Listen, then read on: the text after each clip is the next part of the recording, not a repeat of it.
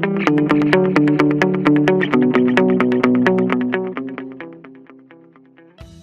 everyone, welcome back to the Analyst by Vajiram and Ravi, dated 30th January 2026. Today again we will be discussing some important topics that has appeared in today's The Hindu and the Indian Express newspapers which are relevant for your examination. In the initial two articles we have included two mains practice questions which will be useful for your upcoming mains examination.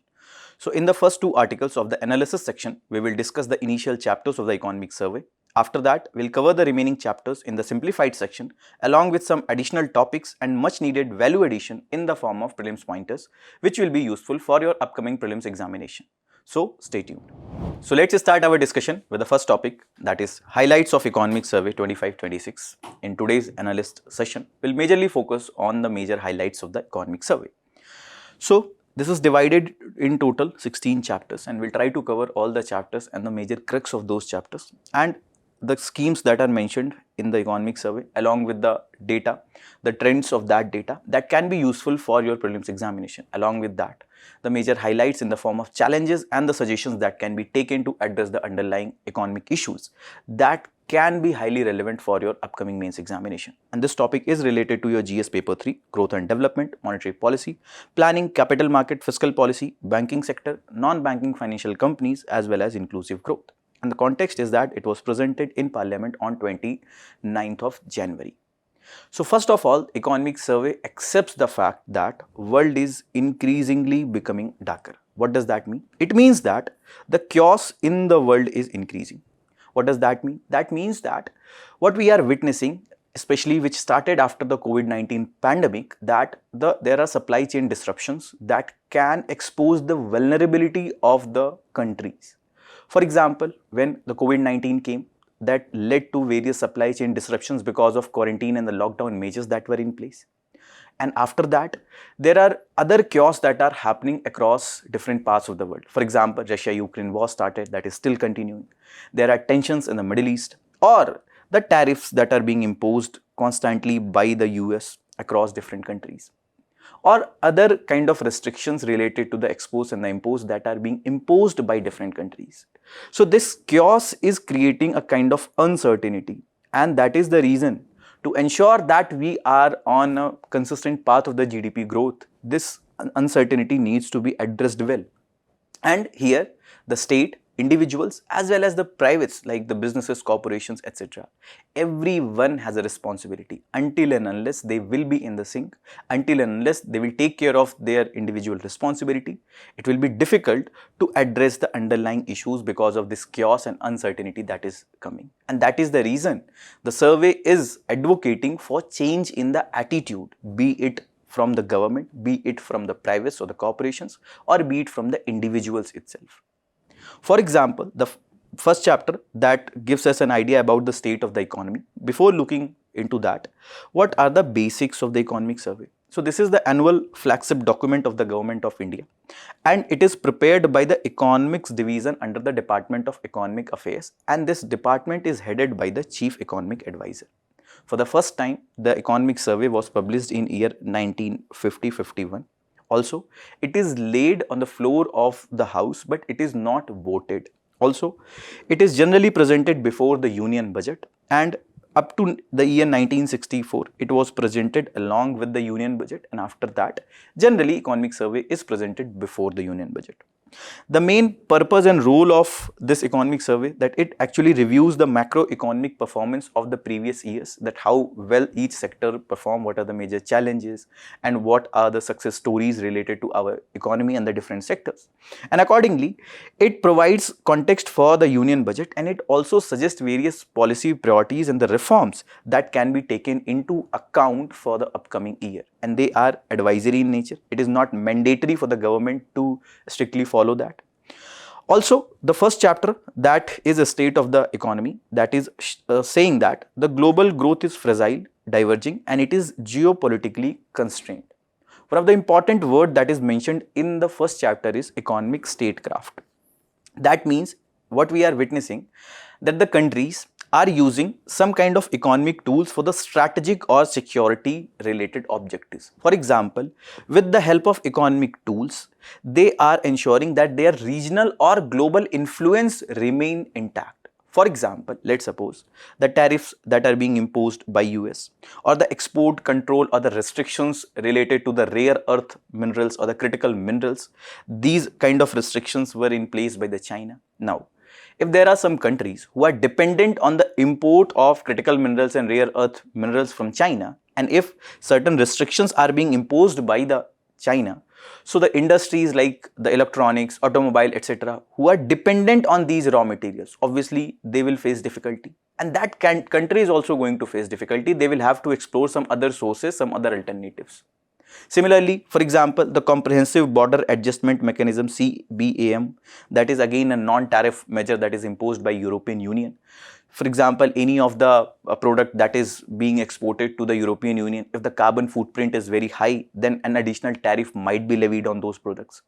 So there are different economic tools that are being used by the different global countries to actually achieve certain strategic and security related objectives. For example, they want to ensure that their dominance remains intact, or they want to keep their energy security, etc.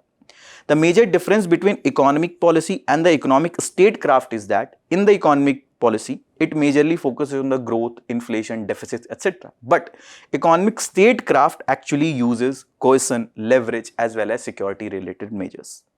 And the major drivers why we are witnessing this phase of economic statecraft being used by the different countries is because of the current geopolitics, that the chaos and uncertainty that is there in the world, along with the tech dominance that some of the countries who have innovated, who have already achieved the technological dominance, be it in the new age technologies like artificial intelligence, Internet of Things, or chip manufacturing, semiconductor, etc. Now, since they are in a better position, obviously they are using that as one of the tools to again achieve some kind of strategic objectives to increase their overall dominance. Also, the global supply chain vulnerabilities that were exposed, especially after the pandemic, that countries actually realized that some kind of economic restrictions or economic tools can also help them in achieving their security and strategic objectives.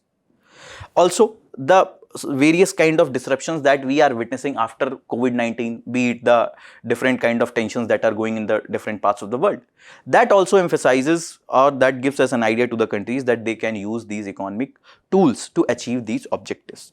If you see the contemporary shift, that earlier when we were in one of a kind of globalized world, we were in the globalized world, there was a dependence, right, interdependence, that some countries were dependent for some product and other countries were dependent on some products, and there was a mutual give and take relationship without any disturbance. But now we are moving towards the vulnerability, and whenever these vulnerabilities are being exposed, they are also being utilized in a negative manner by the countries. Also, the pandemic disruptions created supply chain risk. Also, weaponization in the form of energy and finance is seen. For example, some of the countries who are dependent on the loans from the multilateral institutions, the countries who are dependent on the import of the crude oil, etc., for fulfilling their energy needs, there are various restrictions, sanctions, tariffs that are being imposed by the countries if some of the countries are taking oil or crude oil or other energy related needs from countries like Russia.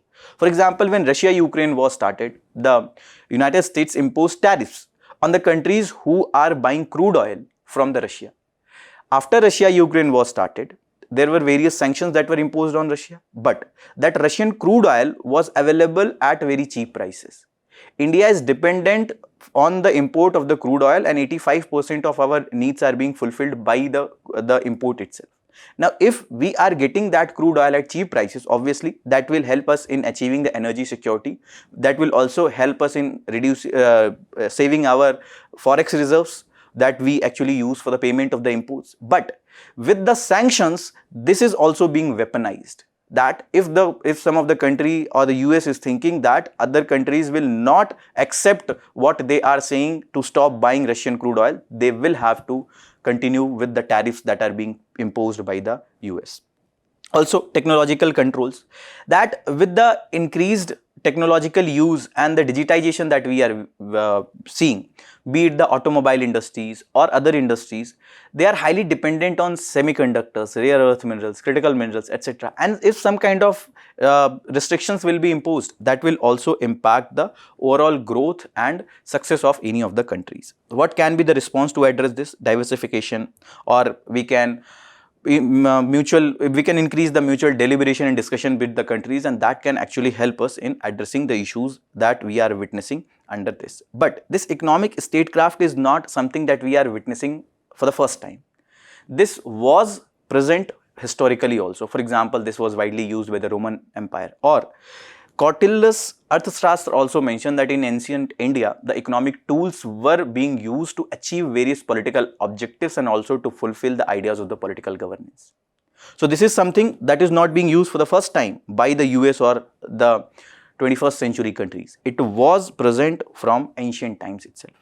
So when we are in this chaos, we are in this uncertainty, there are implications for India also. For example, it impacts the domestic demand. It also brings us to the point that there are various reforms that are needed, and also we need proper resilience to ensure that we are on the path of the proper growth. And this chaos and uncertainty that is visible across these different charts also. For example, this chart shows that most of the economies, be it UK, USA, Italy, Germany, France, Brazil, India, China, most of these larger economies continue to run on the large primary deficits even after the COVID-19 period. And that indicates that the global fiscal stress has becoming structural rather than cyclical. Also, with government still borrowing to finance current expenditure, the overall borrowing or the stress is further increasing. Whereas this second chart, which says that rising sovereign yields across the world. So this actually gives us an idea about the broad-based rise in the long-term government bond yields across the advanced and emerging economies.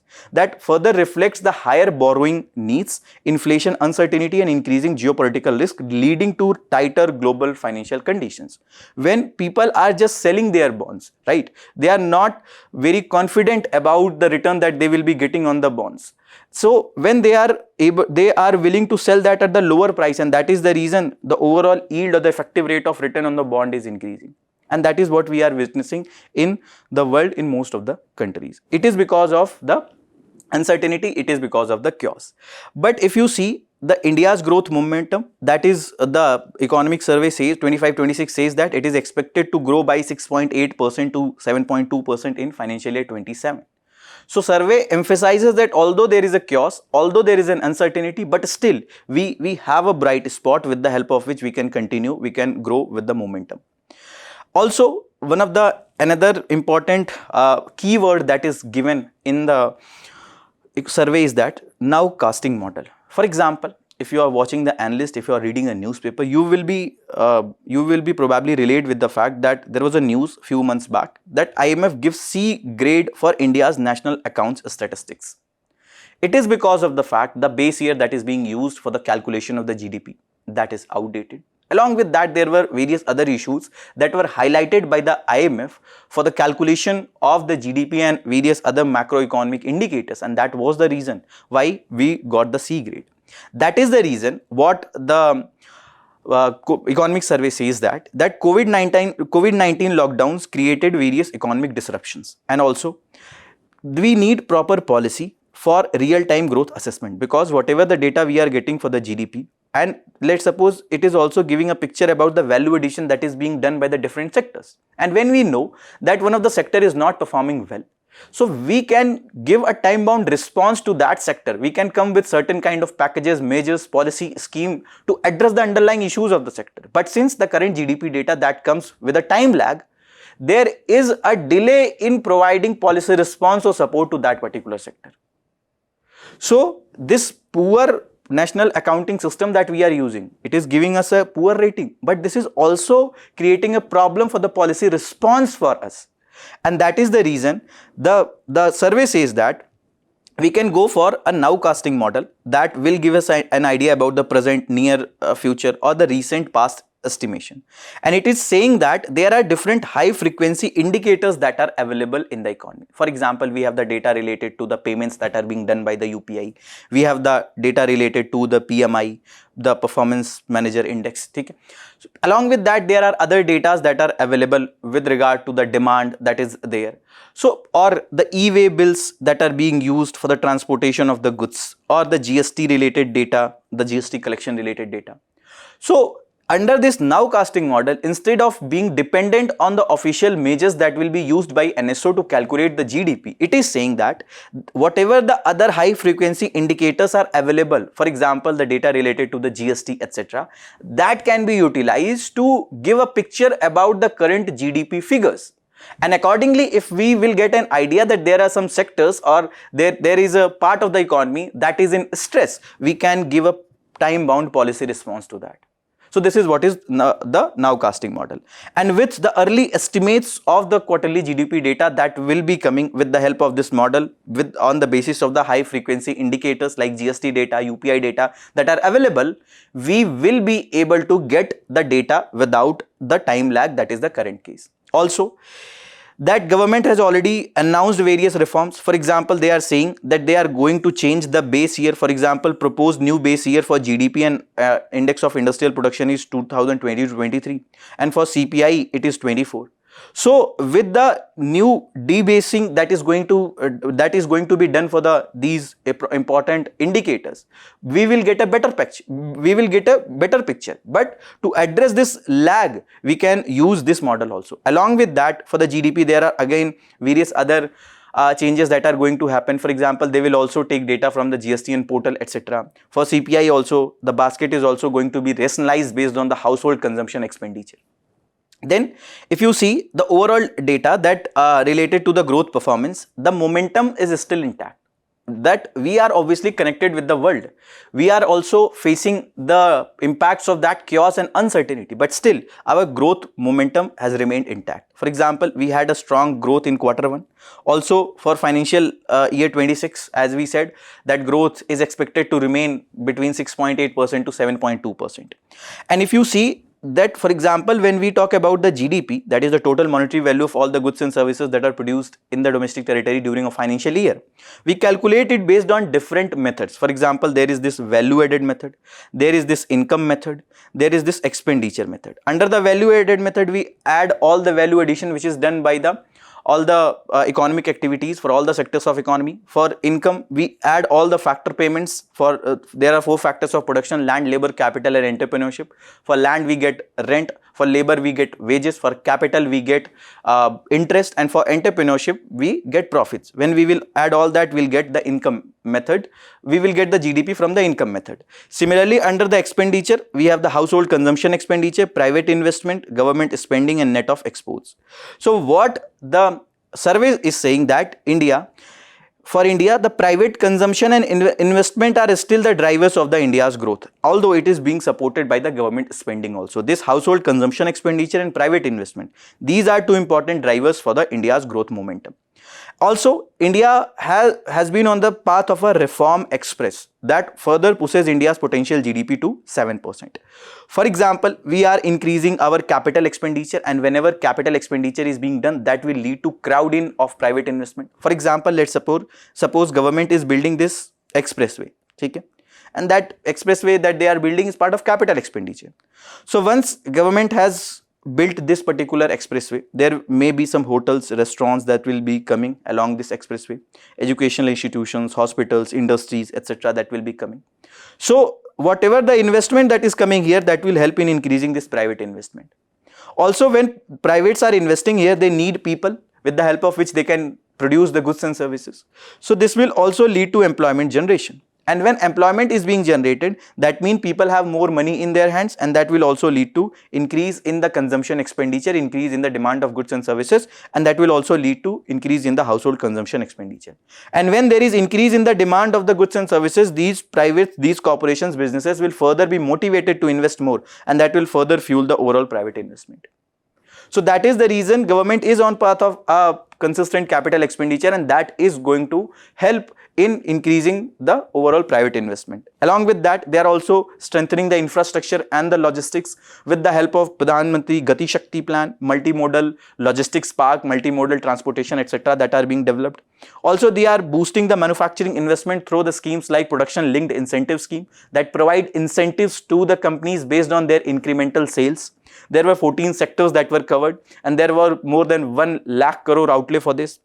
Also, they are accelerating the labor formalization so that the overall the compliance related to the labor laws, etc. became further easier for the companies. For example, government notified the 4 labor codes. Then there is employment linked incentive scheme, under which there are support that is being provided to the employer and employees both. So we are on the path of capital accumulation. We are also focusing on the labor input with the measures that is helping in greater formalization. Also, we are expanding the skilling and employability that will further improve the overall productivity of the workers or the employees, and that will further make them more employable. Also, the scaling of the digital public infrastructure to reduce cost and improving the efficiencies. Then also we are simplifying the regulation and the compliance burden to raise productivity. For example, recently GST 2.0 reforms were done.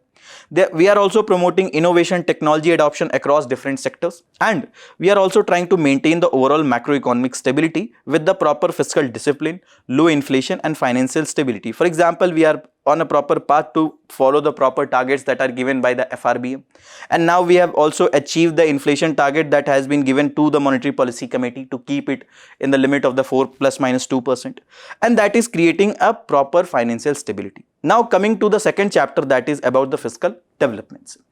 So here, first of all, the government is saying that especially after the COVID-19, there was a requirement of counter-cyclic fiscal expansion. For example, government went with the expansionary policy where they significantly increased the overall expenditure, and that further motivated the privates to invest more. But now this is the phase that our priorities has shifted. We are now focusing on the fiscal consolidation, that we are rationalizing all the expenditures and we are focusing on the more productive expenditures, and that is the reason we are going towards the path of the debt sustainability, and the quality of overall expenditure is further increasing.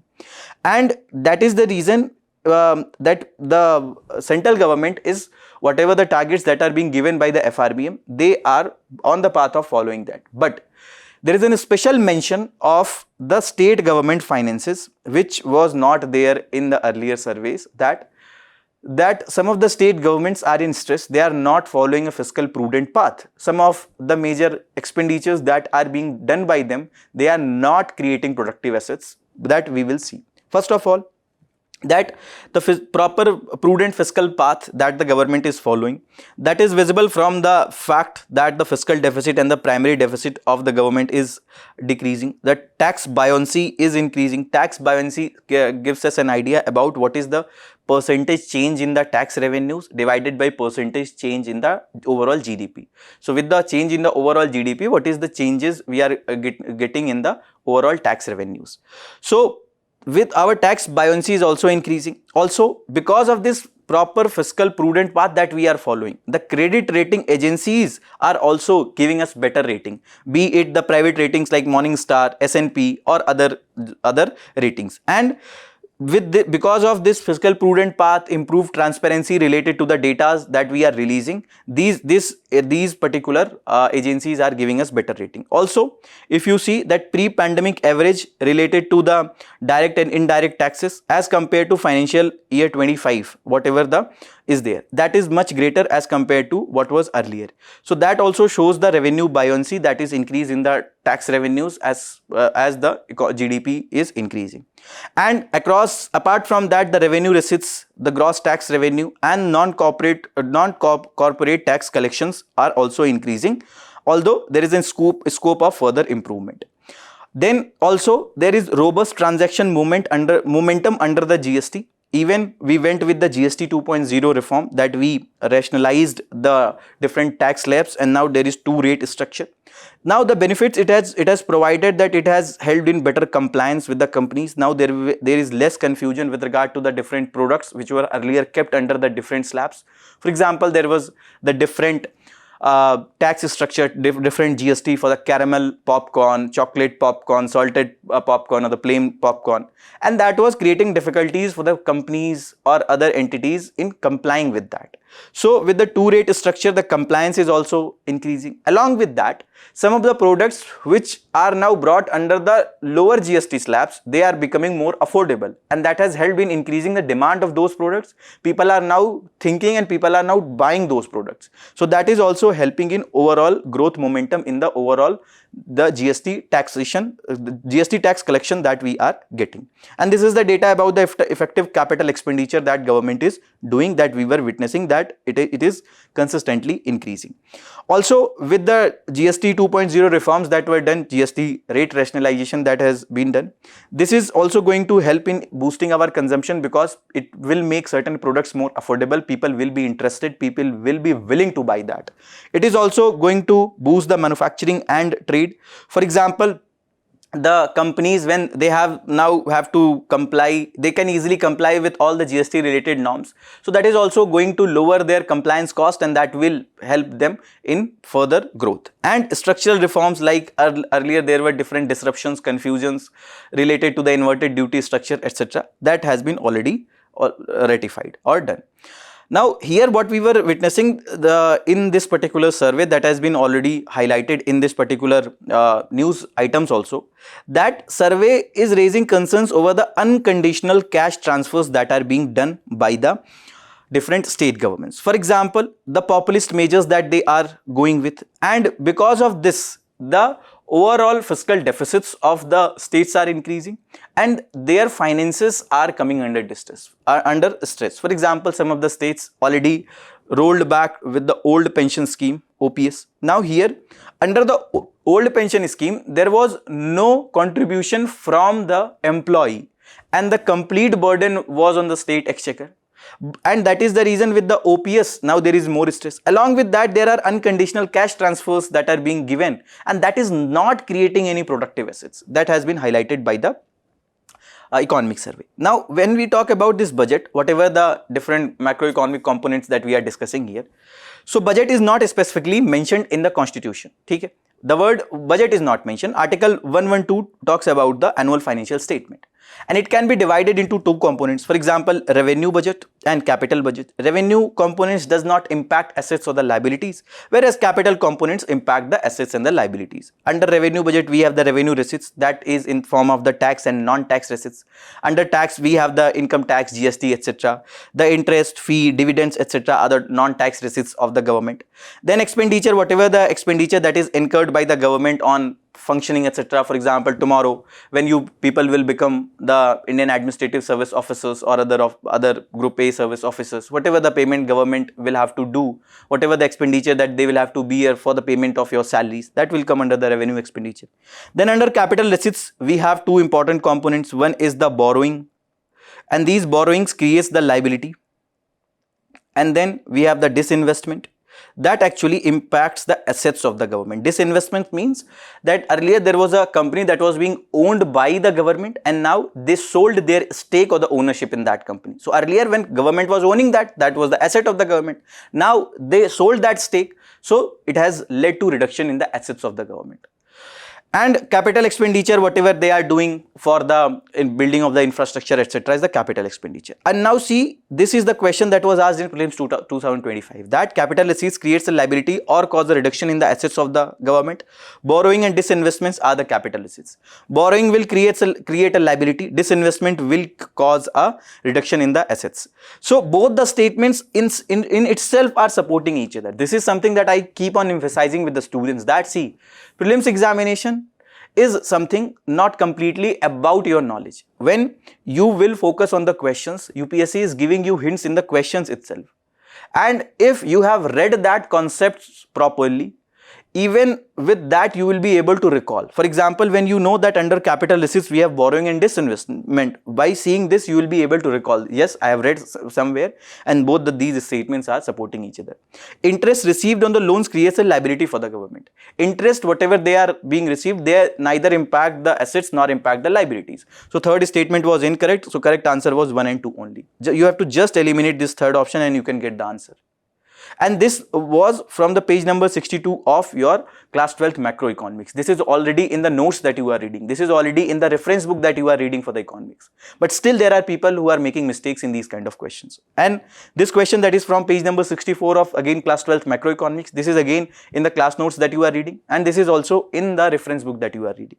So here there are data that are given related to the different components. For example, it is saying that revenue expenditure and revenue receipts are 80,000 and 60,000 crore respectively. So difference of that revenue expenditure minus revenue receipts is your revenue deficit, that is your 20,000 crore. Also the total borrowing that government is doing, that is the fiscal deficit, that is your 10,000 crore.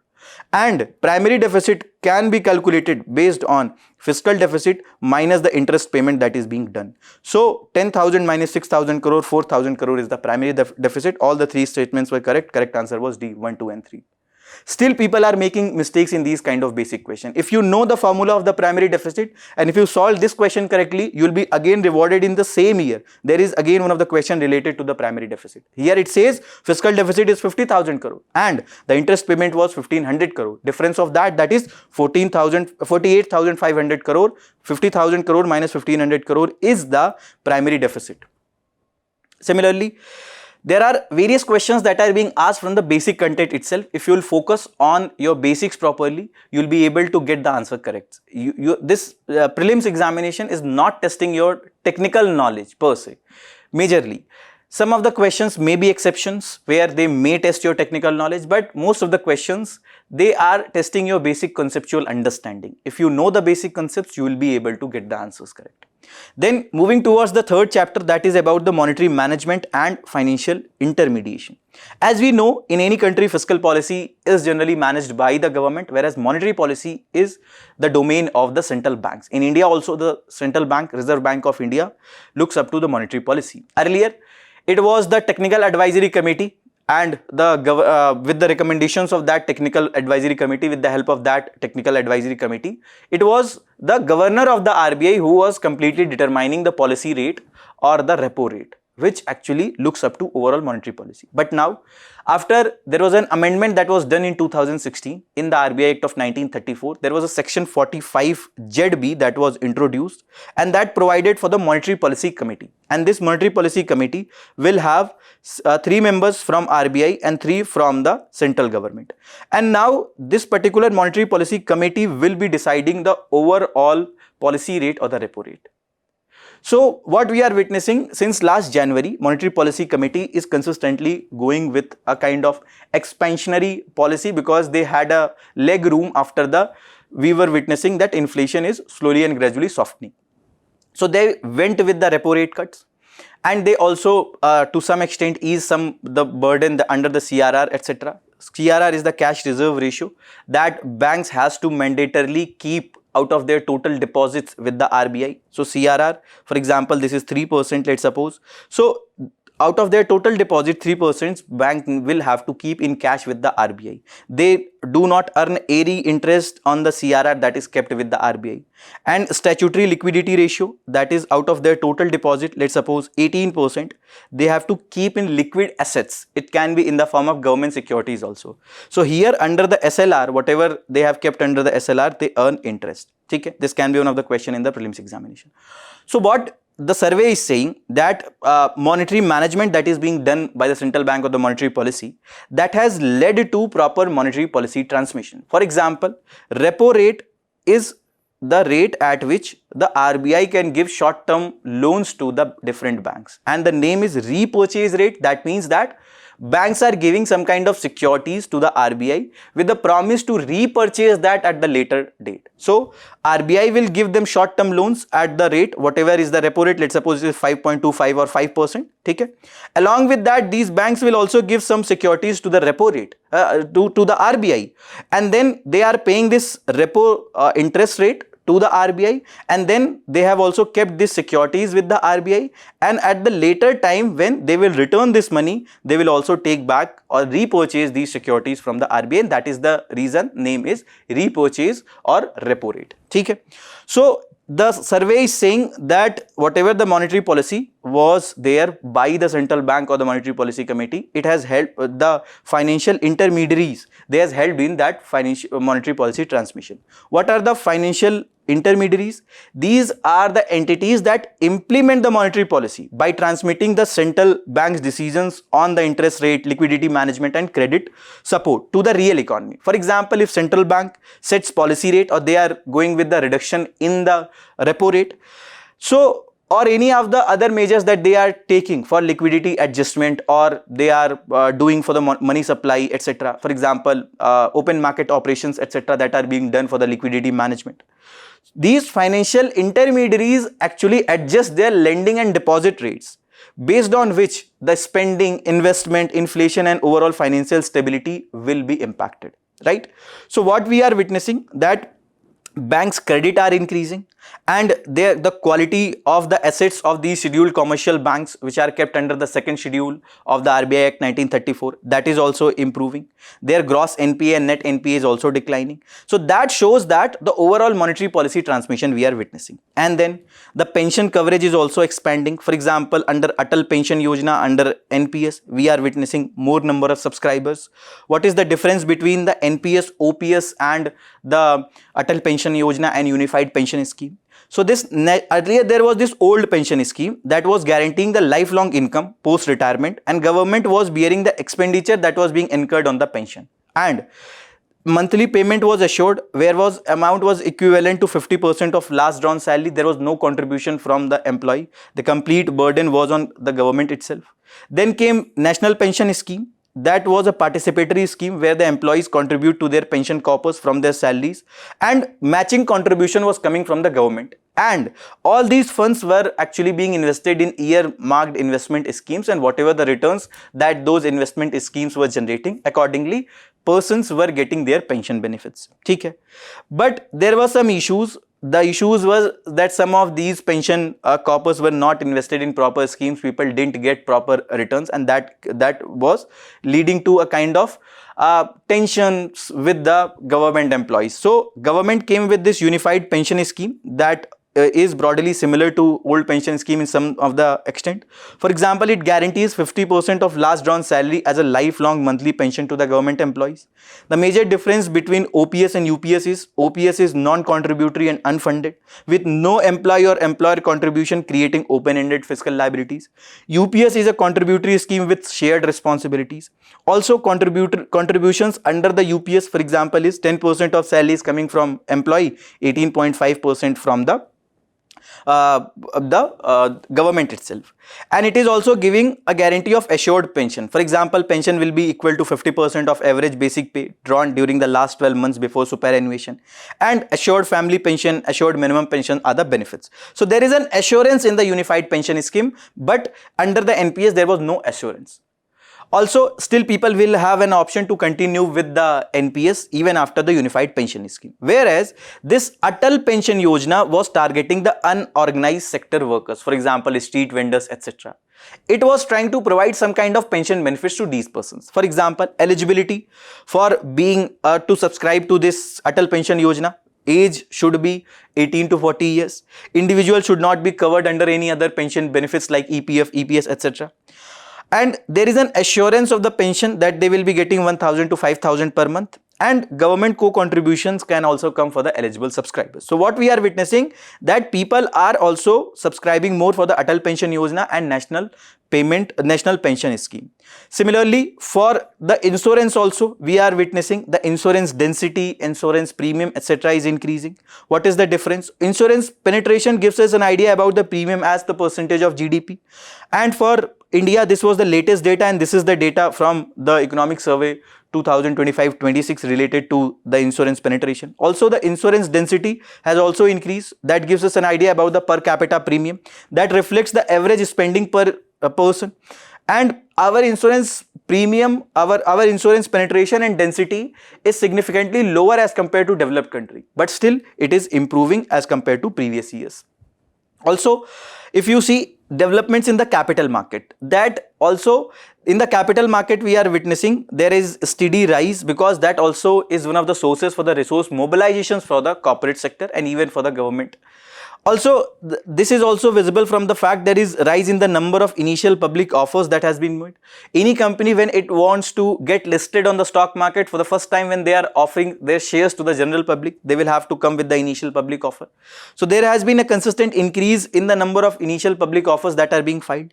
Along with that, there are various regulatory development and reforms that has been done for the banking sector, for the capital market and for the insurance sector, so that for the intermediaries the overall compliance become less, and that can also exponentially increase the growth of these. And this was the question that was asked in again 2025. And third statement, there is no regulatory body either to warn the small investors about the risk of option trading or to act on unregistered financial advisors in this regard. Even if you watch the ad of the mutual fund, there itself they give mutual fund is subject to market risk, this. So there are SEBI regulations. They keep on warning, they keep on giving various they keep on telling about the various risks that are associated with this. If you'll eliminate option 3, you'll get the answer 1 and 2 only.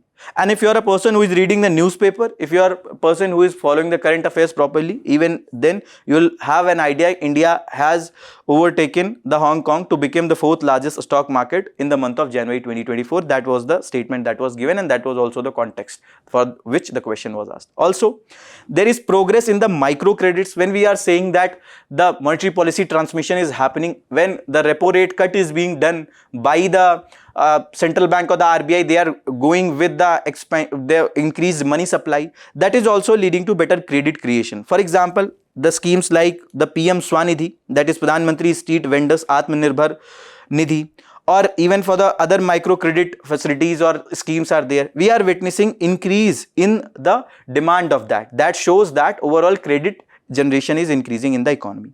Coming back to the external sector, that also is playing the long game. For example, if you see the global trade environment at this point of time, global trade is increasingly shaped by the geopolitics and security considerations. This is also being shaped by the overall tariffs, chaos, uncertainty, sanctions, and that is creating fragmentation of the supply chains. Whenever there are certain restrictions that are being imposed, that is creating fragmentation. Also, it is leading to strategic trade restrictions and sanctions, and that has led to decline of rule-based multilateralism. We are moving towards protectionism.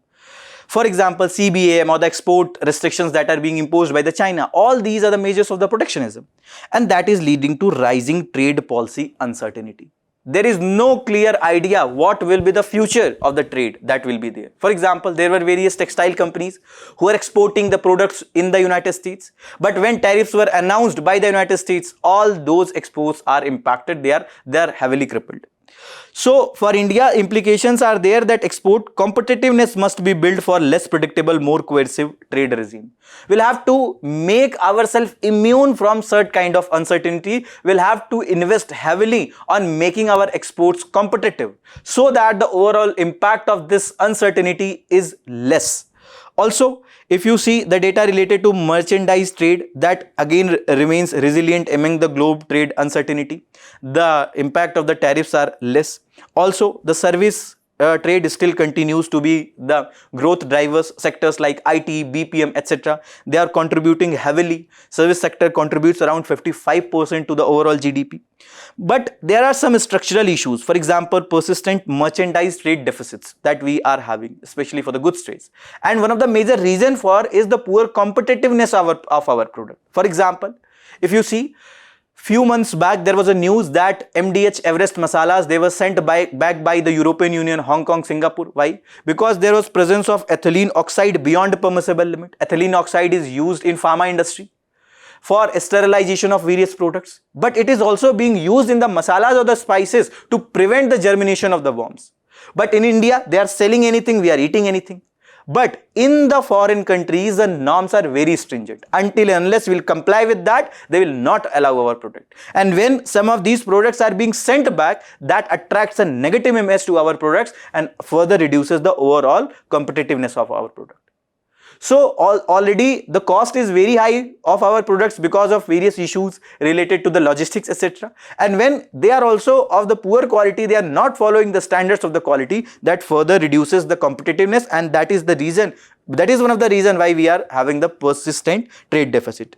We have the services surplus plus remittances, but they are not sufficient for the durable currency strength. Also, India is on the strategic push to expand the trade partnerships. For example, we finalized the trade agreement with European Union few days back. We already signed the trade agreement with the UK, FTA with the UK, and we are also in the line to finalize the trade agreement with United States. That will significantly improve the overall market access. Also, if you see the balance of payment dynamics, that gives us an idea about the overall transactions that domestic country is having with the rest of the world. So we still have good deficits, but that remains structural. The service exports and remittances, they act as a buffer for the merchandise deficits that we are having. And also capital flows, they are crucial for the overall BOP stability. Under the BOP, we have the current account and the capital account. Current accounts, we have the trade in visibles and invisibles. Under visibles, we have the goods, etc. Invisibles, we have services. And FDI, etc. comes under the capital account. So capital flows are crucial for our overall BOP stability. Also, why exactly is the rupee underperforming? So if you see, the core argument that is given by the survey is that countries with strong and stable currencies are manufacturing powerhouses. Since we are having the huge merchandise trade deficits and our products are not competitive, the services exports are not helping in bridging that deficit. So until and unless we will focus on making our manufacturing better, making our merchandise more popular, making better gains from the exports of our manufacturing products, it will be little difficult for us to address this fall of the rupee or the depreciation of the rupee. If you see the international pattern that is visible, whenever the country is having the manufacturing excellence, they have the export surpluses, and that contributes to the overall currency strength. And service-led exports, they are less institutional pressure, and that acts as a weak external anchor. For example, when manufacturing push will be there, that will further brings us to the different structural reforms that are needed. For example, GST 2.0 is there, or other labor laws related reforms that are constantly being done.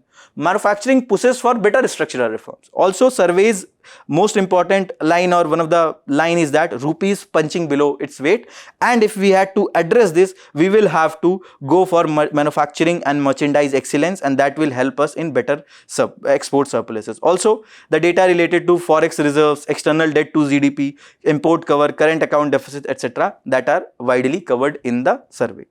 Then moving towards the next chapter, that is related to the inflation. Inflation gives us an idea about the overall increase in the general price level of the goods and services.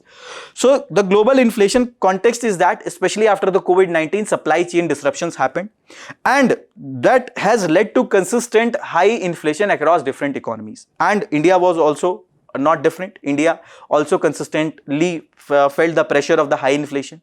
The food inflation was consistently very high, especially after the supply chain disruptions happened.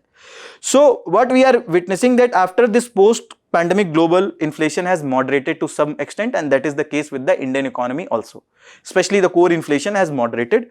In the advanced economy, we are seeing the disinflation, that already there is an inflation, but the rate of inflation has reduced, and that is aided by the monetary tightening that has been done by the central banks with the help of better monetary policy that has helped in reducing the overall monetary supply. Also, the core inflation is easing gradually. In the emerging markets, the faster inflation normalization due to supply side adjustments that are being done by these emerging economies. Also, global inflation shock was transitory but asymmetric, with the lingering sectoral pressures that still some of the sectors are there where we haven't taken various reform measures. They are still facing the heat, they are still facing the issue. Then India also recorded the lowest inflation rate since the beginning of the CPI series, with the April-December average headline inflation coming at an 1.7%, and this was mainly by the subdued food inflation in the vegetables, etc. All this data is given related to the vegetable, pulses, etc., the important commodities that are being used by the people. Headline inflation, that is the total inflation that is covering all the goods and services, including the essentials like food and fuel, and that reflects the overall cost of living in the economy. Whereas core inflation, that actually excludes the volatile items like food and fuel, etc. So for India, both, especially the core inflation, is moderating at a better rate.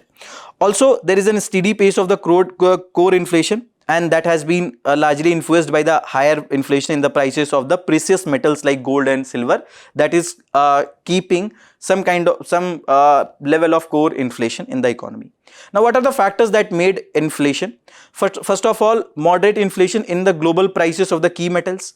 Then the below normal temperature coupled with the above normal monsoon created a very favorable agriculture conditions in the country, and that has also helped in greater food grain production. That has also reduced the overall cost of the food grain production, and that has helped in moderating the overall food prices and food inflation. Also, improved stock positions of the food grain, that has also helped in creating lower supply shocks, and that has led to lower food inflation, and that has further contributed to overall less inflation. Also, pass through GST rate rationalization into commodity prices. Whatever the slab rationalization that were done, some of the commodities which are now brought under the lower tax regimes, that has helped in softening the prices of those products, and that has led to less inflation. And also there was this question that was asked in mains 2024 related to the high food inflation, because one of the major issue with the food inflation is that whenever there is high food inflation, that is mainly because of the supply chain related issues. For example, if there will be an untimely incessant rainfall, that will impact the overall plucking or the harvesting of the food product, that will impact the price of that product. For example, in the month of September 2024, the prices of tomato increased to 100 rupee per kg. Only reason was that there was untimely incessant rainfall that impacted the plucking of the tomatoes, and that also impacted the supply of these tomatoes in the market, in the overall whatever the mandis and the markets were there. So that is the reason it is very difficult to address this food inflation and the inflation which is being caused by the supply chain disruptions or supply chain related issues. Monetary policy becomes less effective in addressing that. So we have covered the first 5 chapters before moving towards the next chapters. This is a mains practice question that you can write from these topics. Moving towards the next section, so we have kept it under the theme of sectoral engines of growth, where we are covering the agriculture, industry and services. So chapter 6 talks about the agriculture and food management, and it says that there is shift in challenge. Now we have to move beyond the food availability. We have already achieved more than 350 metric million ton of food grain production. The horticulture production also surpassed the overall food grain production. But if you see the average GVA growth from financial year 20 to 24, the overall agriculture sector growth hasn't been in line with the overall economic growth. For example, economy is growing around 6 to 7%, but the average growth for the agriculture sector was 4.7%, whereas the livestock sector and fishing and aquaculture sector is comparatively growing faster as compared to agriculture sector. Also, it says that we need to focus on the productive growth. We need to focus on yield, efficiency. We need to go for the better integration of the technology that can actually provide better income security to the farmers, that can reduce the input cost for the farmers, and that can also lead to better climate resilience in the agriculture. Also, it called for various policy considerations related to the ethanol pricing and the cropping incentives. For example, it says that there is need for careful calibration of incentives is required to avoid unintended concentration across crops. For example, let's suppose if sugarcane is one of the crop with the help of which we can produce ethanol, and if there is more demand of ethanol, farmer will be motivated to grow more sugarcane. Why? Because sugarcane will yield better prices because there is demand by the ethanol industry. But this is a water intensive crop, and that can jeopardize our climate goals. Also, ethanol expansion to be pursued that support both energy security and food and nutritional security. We should promote those crops that is helping in achieving our energy security needs as well as our food security needs. It is impacting neither of that. Also, aligning fertilizer use with the agroeconomic needs based on the availability of various nutrients in the soil. Also, a calibrated approach to crop diversification, that it should reflect the choices based on the climate, rainfall and the local needs of the people. It should reflect the changes in the lifestyle of the people, demand of those food grains or the crops. Also, if you see the sectoral overview, agriculture and allied sector, they are the backbone of the food security, and that is also key for the inflation control. Why? Because if there will be consistently high food inflation, that is going to impact the overall inflation. But the major concern is the poor productivity that we have. For example, if you see this data of the Ministry of Agriculture, Government of India and FAO, be it for rice, wheat, maize, soybean or cotton, consistently our productivity is much less as compared to the global average or the country who is having the highest productivity. Also, the land fragmentation, for example, per capita land availability is 1.08 hectare as per Agri Census 2015-16. That further limits the chances of mechanization, that further cripples in achieving the overall economy of scale. So these are the areas that needs policy intervention, and government is intervening with the help of these support measures. For example, policy and institutional support in the form of different missions related to food security, oil seeds, etc. For input support, government is providing soil health card, fertilizer subsidy, Kisan credit card scheme. Under fertilizer subsidy, we have the urea based subsidy, we have the nutrient based subsidy, Kisan credit card scheme that provides short term loans. Earlier limit was 3 lakh rupees, it is expanded to 5 lakh rupees in last year's budget. Custom hiring sector that is helping in mechanization. So we can't go into much detail of these measures because that will take lot of time, but these are the income support measures that is helping in input support measures that is helping in reducing the input cost. Along with that, income support measures, for example, Pradhan Mantri Kisan Samman Nidhi, under which 6,000 rupees is provided in 3 equal installments under for all the land holding farmers, and there are several exclusion categories.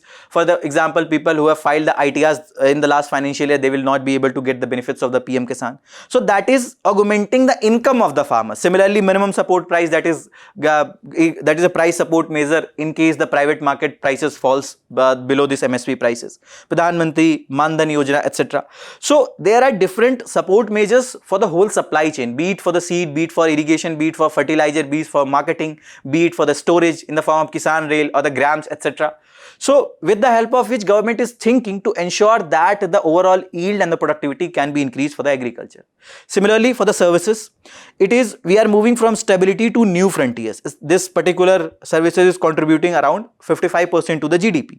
We are witnessing a structural shift that from a stabilizer, it is becoming a growth engine. Also, there are various innovation hubs. There are various innovations that are being done by the services sector. There are better competitive products that are coming with the help of new technological innovations that is leading to digital knowledge based services and export driver. For example, global service competitiveness is happening, that is leading to productivity growth. High value added services are coming. For example, if you see the software services, that has seen an increase from financial year 16 to 20. The professional and management consultancy, that has also witnessed a leap forward from financial year 23-25. Be it the other areas for space and oceans, for example, our in space, etc. The private agents, the private companies are further motivated to be part of the space and ocean exploration. From some of the foreign clients are also taking services from our ISRO, etc. for sending their commercial launches, etc. So NSA, IL, etc. their revenue has improved significantly. The PPPs, in the PPP mode, we are exploring the ocean, etc. So global service trade expanding faster than the goods. India is also major service exporter, especially for the IT, BPM and the global capability centers, where also we have seen an increase from financial year 19 to 24. There has been 17.5% growth in domestic tourist visit in 2024. Also, Gen AI, next generation AI startups, you can see that there has been increase in that also. So in the new age technologies also, we are witnessing an increase. India is coming with the innovated products. Then industries next leap. For example, if you see the global manufacturing context, there has been an uneven global recovery, especially after the various disruptions that were being witnessed. Now the shift is toward the high tech resilient value chain products. China still remains the global cost and scale benchmark. Domestic industrial performance, manufacturing is showing resilience. Structural shift is underway. Formalization, technology adoption is being done, but the pace is slow. Core industries support industrial momentum. Overall industries are being supported by the core industries like electricity, refinery, etc. Also, if you see the sustained momentum in real manufacturing GVA growth, especially in the later part of quarter second of the financial 26, real industry gross value added, that has been also sustainably good. Then across different core industries for the cement, coal, finished steel and the pharmaceutical, etc., we are witnessing a consistent growth, although there has been some cases and some areas of the concern. Now, if you see the policy structure, there has been various initiatives that government took to support this industry. PLI scheme, production linked incentive scheme, where, as we said, that it is providing support in the form of the incentives based on the incremental sales of the company. National manufacturing mission, that has made a target to increase the overall contribution of the manufacturing sector in the GDP. Industrial corridors are being built with the proper infrastructure, with the help of which the companies can come and they can start the production. Here they are following the government is following plug and play model. Logistical reforms are being done. National logistical policy came. Then other reforms that are being taken to ensure that the overall logistics cost as a percentage of GDP is getting reduced. So now the focus is on ecosystem building, not firm level protection. But MSME is still the weak link, because challenges are related to the credit access, lack of proper awareness, lack of proper technology, lack of proper market integration. And government did various reforms. For example, they rationalize the MSME classification criteria in last year budget, but still there is a strategy that is needed. For example, there is need for scaling of the MSMEs. Earlier there was issue of the dwarfism, that deliberately they were keeping themselves low so that they does not lose the benefits related to MSME. But now there is need for scaling MSME. They also need to be integrated with the global value chain so that their products are export competitive and they can be exported. Also there is need for reducing cost of capital instead for raising tariffs. And also, if you see the improvement that India has done across different areas as per World Intellectual Property Organization, that is also showing the overall growth of the industry. This is again one of the main questions that you people can write from the topics or the chapters that we have covered. Moving towards our next chapters. So chapter number 9 talks about the investment and infrastructure. It says that infrastructure led investment is key growth lever that creates crowding effect whenever government is doing the spending. For example, effective capital expenditure, it has increased steadily since the financial year 15 till financial year 26. So when the government is doing high capital expenditure, that also motivates the privates to invest more, what we discussed in the first topic. And that is the reason it brings more efficiency in the cost reduction. For example, whenever the capital is being invested, that is also done in better technologies, and that will lead to reduction in the cost of the product. Also, higher long-term trajectory that is needed for the growth sustainability. If you see, for progress in the physical connectivity, we have improved significantly for the highway network, for high-speed corridors, also the average commissioning of the railway network per year. So all the infrastructure sector, be it rail, roadways, ports, airport, etc., there has been a significant improvement across them. Similarly, for the power sector, whether it is the generational capacity or the transformation capacity addition, all have significantly improved along with the improvement in the daily average power supply. Now, why infrastructure is central to growth? Because it helps in addressing the supply side bottlenecks. Earlier, there was a raw material that was not able to reach to the industry properly. But if we built a proper road, we connected it with proper railway network or air cargo, that has helped in addressing that issue of the supply chain bottleneck. Also, it helps in lowering the logistics and transaction costs, that further makes the products more competitive. Also, that it leads to a strong multiplier effects. For example, one of the sectors, if that is improving, that further complements or supplements the other sectors. So if investment and infrastructure building will be done, that will make them more competitive. One of the sector is growing, that will be visible. The impact of that will be visible across different sectors. And infrastructure is treated as a productive capital, not as the fiscal burden. Along with that, if you see, for the expansion of the Jal Jeevan mission, that is providing the potable water facility, tap water facility, 80% of the rural households now have access to tap water under Jal Jeevan mission.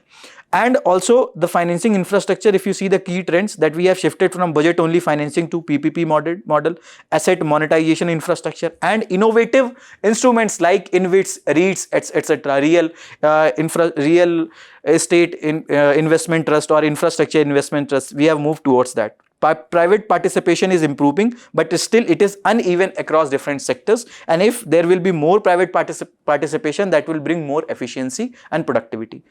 Chapter 10 talks about the environment and climate change, that how we can build a resilient, competitive and development driven India. So if you see, the solar power per gigawatt, wind power per gigawatt, and nuclear power. So India has been focusing on the nuclear energy, and that was also one of the major highlight of the Honorable Prime Minister's speech on 15th August 2025, that we are going to significantly improve our nuclear energy. So the survey is saying that there is a need for the balanced approach, that we need to bring our climate strategy with proper mitigation and adaptation measures, but it should not squeeze the overall industrial competitiveness. We should not overburden our industries to comply with the environmental norms. There should be a balance. There should be a sustainable movement towards achieving that environmental norms, because if we will overburden our industries to comply with the environmental norms, their competitiveness, their growth might cripple. Similarly, there are various other environmental governance reforms that are mentioned. For example, Parvesh 3.0 single window clearance that provides for digital approval and post clearance monitoring. National wide uniform guidelines are there. Streamlined mining regulations, third party environmental rules. Along with that, other reforms that you can read from this particular section. Recently, Shanti Act also came that enables the private and state participation. That also creates the liability framework and protects the victim compensation, and that will boost the manufacturing, R&D and innovation in the nuclear energy generation. Also, the climate change framing, India is highly climate vulnerable, low per capita emitter, need a development aligned climate pathway for both adaptation and the mitigation. Also, climate finance, that India need massive scaling, but challenge is high cost of the capital and limited concessional finances or the low cost finances are not available. Carbon market and innovative instruments like carbon credit, etc. they needs to be emphasized, they needs to be promoted more. Also, for the regulation and governance, we should shift from uniform environmental mandate towards the risk-based sector-specific regulation, streamlining approvals via the digital platform. Then the next chapter is chapter 11, that is talking about the education and health. It is saying that the human capital outcomes, that is better education, better skill, that is multi-factor driven. Public spending is necessary condition, but that is not the sufficient condition. It requires behavioral change, health, education uptake.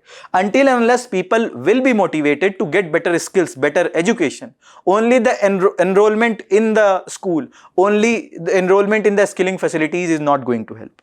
Also, private participation will further improve the efficiency and productivity of these sections, and there are need for the institutional linkages with better coordination and delivery systems that can further improve the overall delivery of these sections.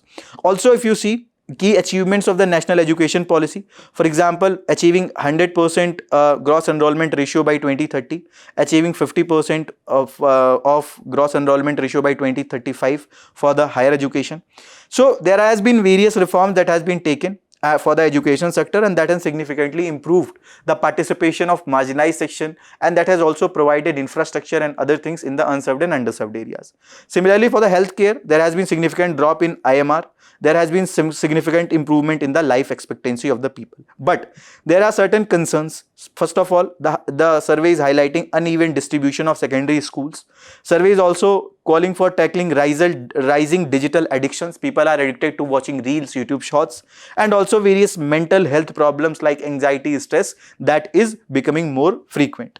So, government has taken various initiatives for better healthcare lifestyle, telemanas facility, Nimhans, or that with the help of technological interventions, how the health facilities can reach the last person who is unserved or underserved.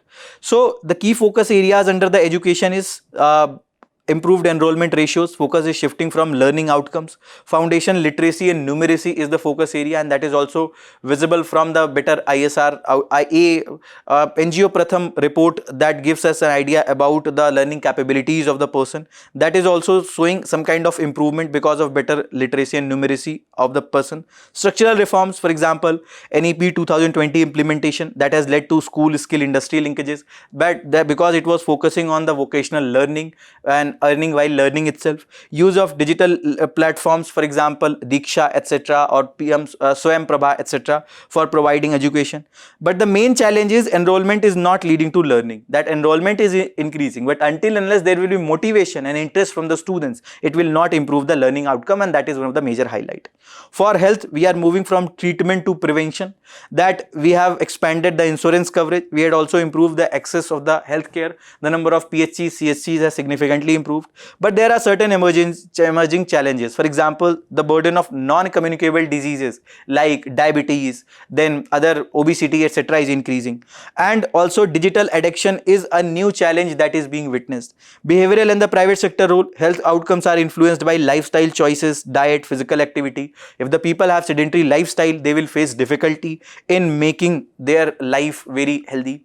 With the better lifestyle change, with the better facilities that are available, for example, food delivery apps are there.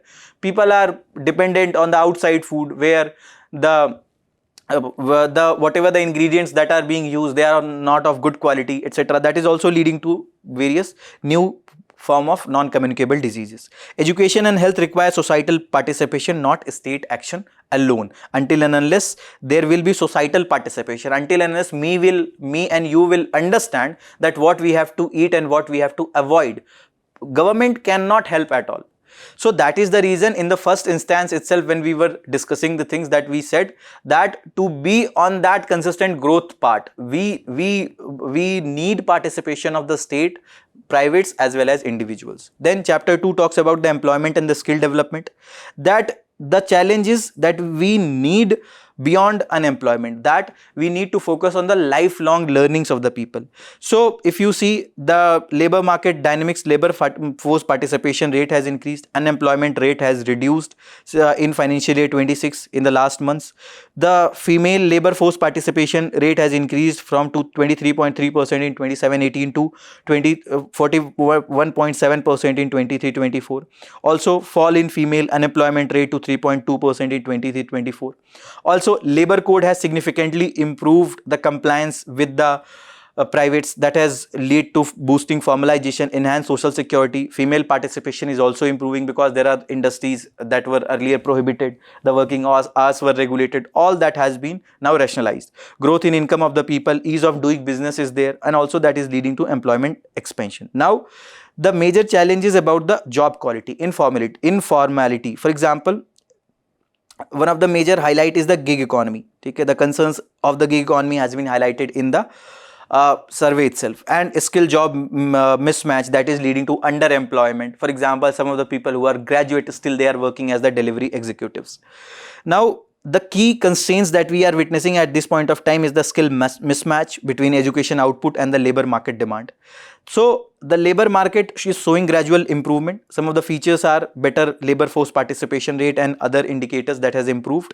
Along with that, as of now, what are the suggestions from the economic survey? The job creation strategy, that catalyzing job growth focus should be on manufacturing, construction, services like tourism and logistics, and MSME is one of the key job creators. So we can focus on these areas. Also skill ecosystem overview, multiple schemes are there, that leads to fragmentation, that leads to poor coordination, and that leads to loss of resources because of the overlapping benefits of the scheme. So there should be all the schemes should not be made in silos. There should be better inter-ministerial coordination. Also, skill supply often certificate oriented, not market oriented. We are not understanding the demand of the market. Market is demanding Internet of Things, artificial intelligence, but these skills are not readily available in the market. Also, reform direction, focus should be on national credit framework, so that the people who are earning credit, with the help of which they can get better employment. Apprenticeship facilities, school to work transition, industry linked skilling, these are the focus area. Survey is emphasizing on the point that skill must follow jobs, not precede them blindly. Youth and skilling is again the focus area. For example, youth unemployment, that remains a concern. There is need for modular skills, on the job training, lifelong learning. Then chapter 13, that focuses on the rural development and social progress, that it shows the structural shift that we have witnessed from, for example, India's progress against poverty. Extreme poverty rate is down to 5.3% in 22-23 as per the revised international poverty line of $3.0 per day, World Bank. For infrastructure, we have significantly improved the rural connectivity. We have provided the tap water connection. We have also built more than 2.9 crore houses. Also, the tech-driven initiatives like Swamitva, that is providing the property cards with the village maps. Also, Namo Drone Didi scheme, that is empowering the women. And there are various other schemes and the benefits related to the skill development, participatory budgeting, and also improving the overall social capital. So all this is helping in overall rural development and social progress, and that is showing the rural transformation, the structural shift that we are witnessing, the empowerment and the diversification that we are witnessing, the partnership, for example, state, market, community, the partnership between all these three. Beyond welfare, that focus is on the growth, not only on the welfare, that the people are also becoming self-dependent. Also poverty and inequality trends we have already discussed, that has significantly improved. Also the structural changes is in the form of declining dependence on the agriculture, rise of rural non-farm employment, self-help groups and rural enterprises, the number of food processing industry etc. that are increasing there. Role of institutions like self-help groups, they are providing the credit needs, social capital, the trust etc. between the people is increasing. Panchayats are also helping in planning, service delivery. So social justice is as one of the growth enabler, because we are also focusing on the tribal development with the help of programs like aspirational district program. We are focusing on the underdeveloped or undeveloped areas, and inclusion of the vulnerable groups is also one of the focus areas. Also social capital improves the productivity, participation and the outcomes of whatever the measures that are being taken. Our next chapter is chapter 14, evolution of AI ecosystem in India.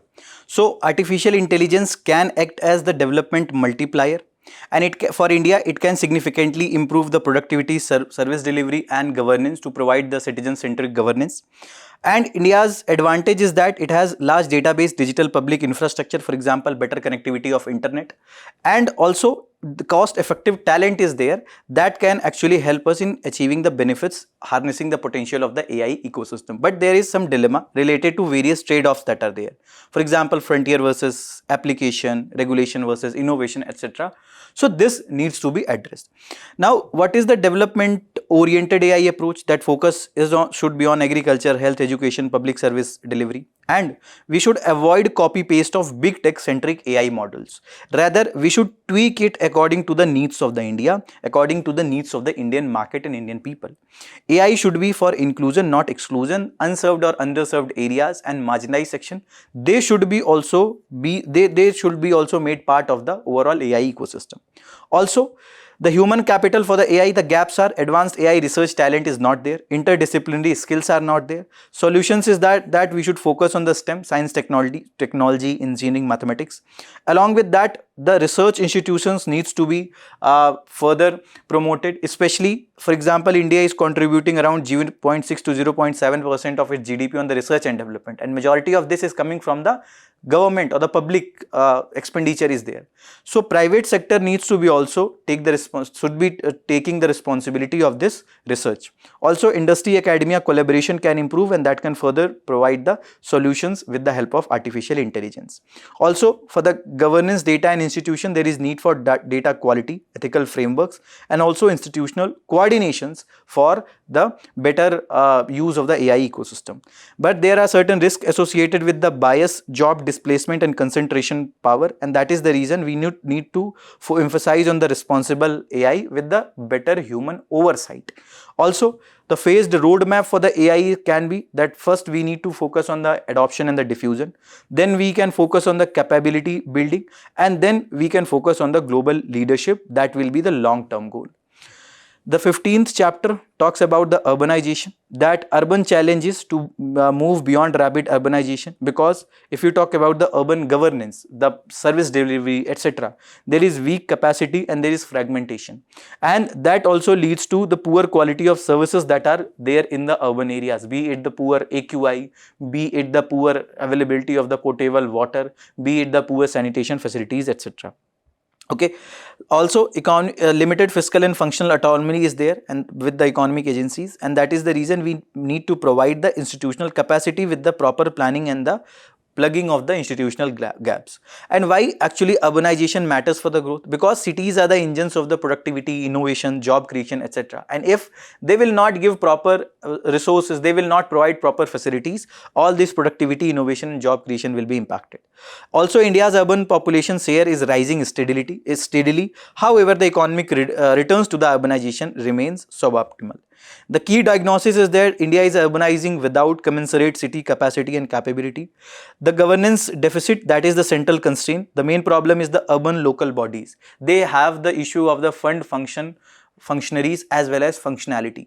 They have the issue of the poor fiscal autonomy. They have the weak administrative capacity. They have the dependence on the state government for the funds. But along with that, even when the funds are there, the overall functioning of the overall functioning is not at the optimal level. Cities actually lack the economic agency despite the responsibility for the service delivery. Cities manage growth without the power to shape it. This is the current situation. So the land and housing, mobility, sanitation and waste management, these are the areas which are the binding constraints in the Indian cities. So we need to focus on the informality as the urban outcome. Informality is not a solution or not a failure of the citizen. It is an outcome of regulatory overload, exclusionary urban planning, slums, street vending, informal housing are the adaptive responses. Because if there will not be proper jobs, obviously we will see more street vendors, because people have to earn for fulfilling their basic needs. So from eradication of informality, there should be integration of informality. How? These street vendors can be further brought into the formal economy. The civic order without a social contract is there. Key argument is that there is a weak link between the tax paid versus services received. Even after paying the taxes, people are getting poor roads. That further leads to low compliance. People are hesitant to pay the tax, or they are negligent to pay the tax. That also leads to weak civic responsibility and trust deficits. So beyond infrastructure, what we need: urban safety, public spaces, social trust, cultural vibrancy, as well as citizen participation. Cities they must be livable, they not be merely functional. This is what I was saying, that what are the reforms that are needed. So we need to empower the urban local bodies with the fiscal autonomy, professional staffing, and we also need to focus on reform land use regulations. That, for example, land pooling policy, etc., that were there, they needs to be properly implemented for their success. Also, we need to integrate the transport planning. We also need to formalize the informal sector through the legal recognition and the service access. Now, next chapter is the 16th chapter. The main idea is that India must move beyond import substitution to strategic resilience, and ultimately to strategic indispensability, building on stat capacity, competitive industry and citizen participation. It is under two parts. So the part 1 says that from import substitution to strategic resilience and strategic dispensability. For example, we should cover this in 3 stages. Under first, import substitution, we can replace the imports domestically, the basic imports. Then strategic resilience, that we will be securing critical inputs and supply chains. And then strategic indispensability, that will become unavoidable in the global value chain, that no one can neglect us, no one can avoid us. Now there will be a tied framework for this strategic indigenization. Not all sector need same treatment. We need to prioritize some of the sectors who are in need of support, for example critical minerals, etc. Decisions about what not to protect are as important as what to protect. For example, there are certain sectors under the PLI who could not take benefits properly, like battery storage, etc. They can be focused more. Also, the input cost reduction strategy. India suffers from high cost of capital, high energy cost, logistical inefficiencies are there. So if we will focus on that, it will help us in reducing the overall cost. Also, raising tariffs on inputs, they act as a tax on exports, and that further weakens the competitiveness. So the preferred strategy can be lower cost of capital and logistics, not the higher tariff walls. Manufacturing as a disciplining system. For example, manufacturing forces discipline on the state capacity, logistics, labor regulation, infrastructure equality. Unlike services, manufacturing cannot bypass the weak institution, and when manufacturing will be forcing discipline, it will lead to improvement of overall institutions. Then part 2 talks about building strategic resilience. For example, role of state, private sectors and the citizens, that how all these 3 can come and they can help us in improving the overall underlying issues, and binding overall constraints can be addressed. So regulation can be there, but they can be for the capability, not for the control. Where we should shift from inspection from control. There should be trust-based compliance. There should be trust between privates, governments and the individuals. So deregulation is not the withdrawal of the state, but institutional capability is there in the action. Role of private sector, expected role from them is that they will be competing globally, they will invest in scale and productivity, they will also accept the import competition, and they will support the MSME ecosystem. For citizen and social norms, state capacity is human system. It will depend on trust, compliance and civic responsibility. For example, if government is building infrastructure, proper upkeep of that is our responsibility. Paying our taxes regularly is our responsibility. So power is productive capacity into institutional quality into strategic concentration. That will bring the overall power. Now our second last topic in today's simplified section is new inflation series. This is related to your GS paper 3 in growth and development monetary policy, and this has appeared in today's Indian Express page number 15. So the Ministry of Statistics and Program Implementation is saying that the weight of food and beverages item will fall from 45.86 to 36.75%. And high weight of food in CPI has been a long-standing concern of policymakers and economists, as food items make up almost half of the consumption basket, and even if the sharp changes will happen in the food items, that will impact the overall CPI inflation. Okay. If you see the current weightage, food and beverages have 45.86%, similarly housing 10.07%, clothing and food paper 6.53%, fuel and light 6.84%, and miscellaneous are having the weight of 30.80, and total 100 is the percentage of the weight. This consumer price index actually measures the change in the retail price of the goods and services that is consumed by me and you households, and that actually reflects the cost of living inflation. Also, it is compiled by NSO under the Ministry of Statistics and Program Implementation, and this CPI combined is used by the Monetary Policy Committee for inflation targeting framework. Also, it is used for the DNS allowance revision, and when there is high food weight, that makes the CPI highly sensitive to monsoon, MSP or supply shocks. So with the new CPI basket, the publication of the broad category weights of new CPI basket comes ahead of the release of the first inflation numbers under the new series on the February 2. So we are also rationalizing the basket based on the household consumption expenditure. We are also rationalizing the different weights that are given, and that we will be getting the new data by February 12. Similarly, the wholesale price index that measures the price changes at the first point of the bulk sale wholesale stage, that reflects the producer size price basis. It consists of goods only, services are excluded from WPI. It is compiled by Office of Economic Advisor under the Ministry of Commerce and Industry, and it is an early indicator of cost push inflation. It is sensitive to fuel and input cost shocks. It excludes the services. For example, that is the reason it has a declining relevance in a economy where services are contributing more, and this is the weightage of this whole WPI. Manufactured products have a weightage of around 64.23%, primary article 22.62%, fuel and power 13.15%. Our next topic is related to Form 7. So this Form 7, published under the Rule 26 of Registration of Electoral Rules 1960, carries a narrow statutory purpose and requires clear identity details and documentary grounds for any objections for the deletion or exclusion. Instead, the form being submitted in the bulk were allegedly riddled with the illegibly names, invalid phone numbers and other details. This is the allegations by one of the political parties, and this is related to your GS paper 2 executive, and this has appeared in today's The Hindu page number 12. Okay, so what is Form 7? So Form 7 is used to object to an ineligible person's name. It also requests the deletion of one's own name. It also requests the deletion of another's name. It is used when there is death of a registered voter. This can be filed to request for the deletion of name. Also, permanent shifting to another constituency, so the name from the earlier constituency will be deleted. Also, duplicate or the error related entries are there, so for that also the deletion can be done. Ineligibility, for example, because of being non-citizen, wrong constituency, underage, in that case also there can be an objection that can be there. It is filed only by a registered voter, and reason for the deletion is mandatory, and that ensures accuracy and integrity of the electoral rolls. This is all from today's Analyst. Thank you very much. All the very best. Keep studying.